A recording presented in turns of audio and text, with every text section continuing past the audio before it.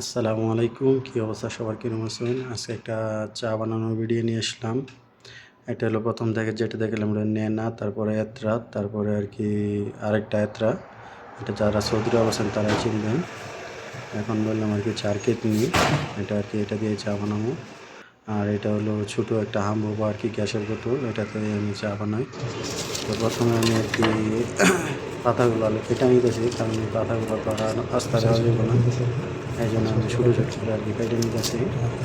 কারণ কাটলে আর কি গ্যারান্টি আর কি ভালো হয়, কারণ এটা একটা স্পেশাল চা যেটা মনে করেন খুব লাইক করে, যেটা না খাইলে আপনারা সহজে বুঝতে পারবেন না। আসলে রং চার মতো পিনি কিন্তু কিছু নাই, আসলে কফি শপে এগুলো কিন্তু কিছু না।